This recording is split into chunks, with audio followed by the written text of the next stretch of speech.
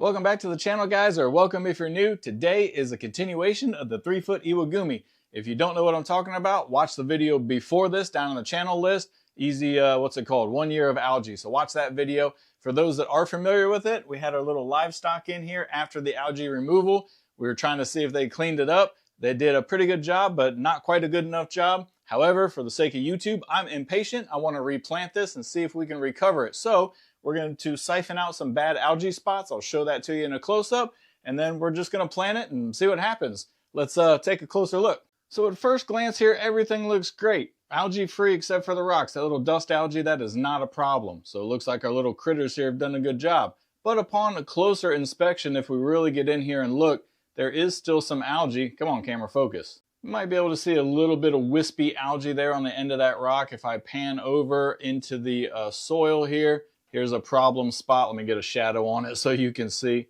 You may be able to see those little green patches there. Those green patches is the hair algae trying to come back. So these are areas that we have to kind of siphon out, take care of, and hopefully we can recover this aquarium. So once again, I got my siphon hose, I got my bucket, got the aquarium full of water, got water to put back in the aquarium. So let's get some of these algae out of the soil, get some plants back in there, see what happens. All right, about a 50% water change happened during that siphon process there. I think we're pretty good. Now we just got to get some plants to put back in there. Let me show you what's going in. So down here in the plant racking system here, or plant grow out system, we have some of the plants that used to be in there. This is Cryptococcus parva, and I wanted to make sure it didn't have any algae on it. It looked like it was pretty clean when I removed it. It's starting to yellow a little bit here because it has not been in any nutrients. So we're going to get this stuff back in the soil, kind of around the rocks to give it a little bit of decor design, I guess, whatever. Give it a little style. And then here in Dragon Valley 2.0, I want to grab some of this dwarf baby tears. As you can see, it's doing a fantastic job growing in this aquarium. It's overgrowing actually, so it's coming up along here where we have the other carpeting plant, which is a beautiful display of Liliopsis brasiliensis, as you can see like down here. Just a wonderful carpet of that Liliopsis, but I'm going to use the opportunity in doing some maintenance to remove this dwarf baby tears and put it in our new iwagumi. Now, for sake of time, because I want to be able to actually give you a final conclusion in this video, unlike the teaser I did in the last one, I'm not going to film me removing the plants and then planting this, filling it back up with pure RO water, which I have already temperature acclimated down here, and cleaning the filter and all of that stuff. We're just going to get it planted, and then I'll show you what it looks like. We'll let it grow for a while, and then we'll close this video out, hopefully with a beautiful aquarium. So here's what it looks like now that I've planted it. All right, we got fresh water, we got fresh plants, we've got a fresh filter over here, and I think it looks a lot better having some green back on the substrate. Now we had enough dwarf baby tears here to kind of have an even distribution, a real generous planting, I would say. I did larger clusters to try and help the plant spread out and maintain its healthy growth. Now these are mature plants that came from mature substrate and they've gone back into mature substrate. So I hope that they grow rapid enough to keep the algae at bay. Hopefully our shrimp and our snails, they help to keep the algae at bay as well. Got the little crypt parva just kind of planted in front of the rocks. Let me find one to zoom in on.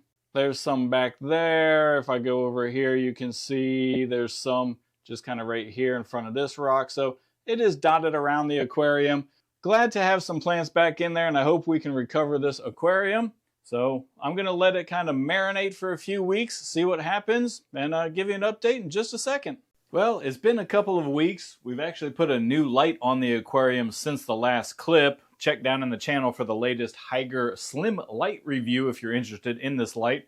Kind of has more of a blue tone. But to continue on topic here, things aren't really going to work out with this aquarium. Bad news, guys. I think I'm going to tear it down. We're going to put some fish in it in the meantime, which is the next video coming up, so stay tuned for that. But it's not working out. The plants are growing, but so is the algae, and I can already see a problem. The algae is going to outcompete the plants once again. These are carpeting plants, very slow growing. You've got Cryptococcus, very slow growing. If I had thought a little bit, I would have already known this was going to happen, but call it content. So let's take a better look at the aquarium here and kind of wrap this video up, and let's talk about some things we could do with it in the future. All right, so let's start with the plants here. The crypt, of course, didn't do too much because it's a crypt and it just takes forever to grow.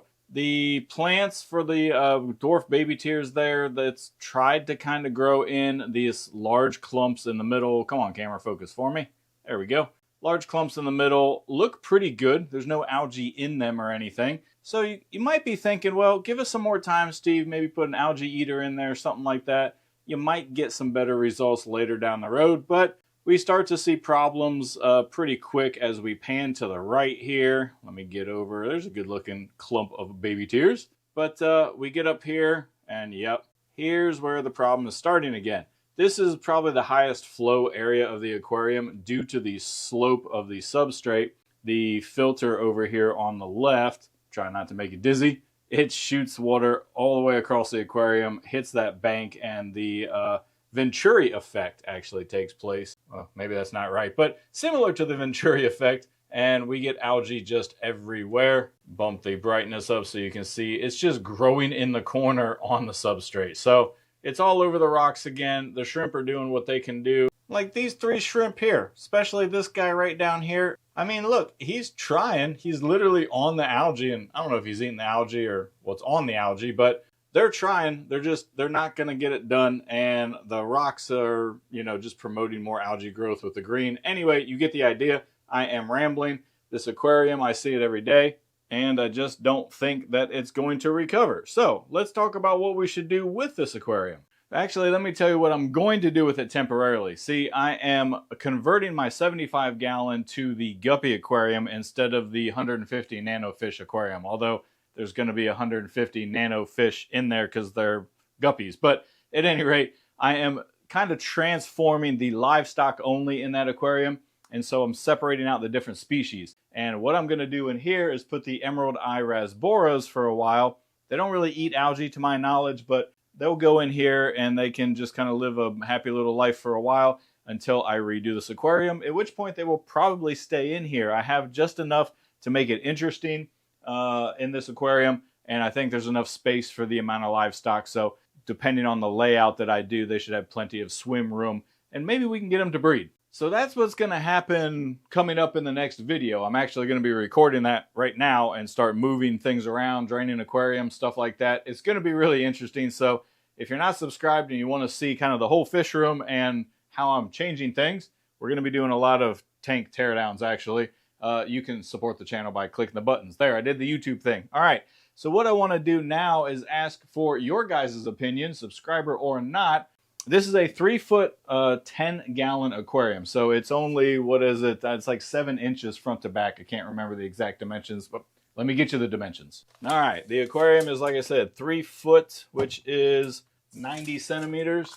And front to back, I'm gonna go over here.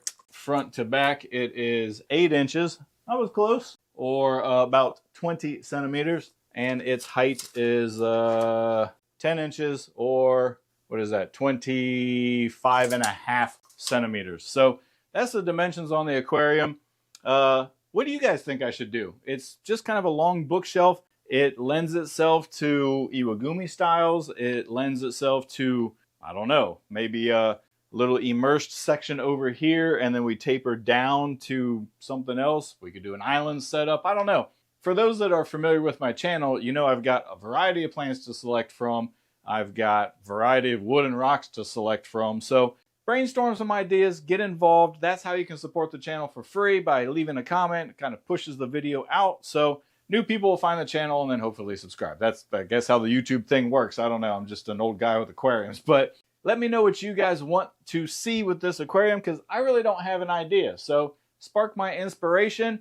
I'm going to wrap this video up there. Drop a comment, help me out, and hopefully that'll make good content that you guys want to see. So we'll do kind of a majority theme or something like that if there's similar requests for kind of something to do with this aquarium.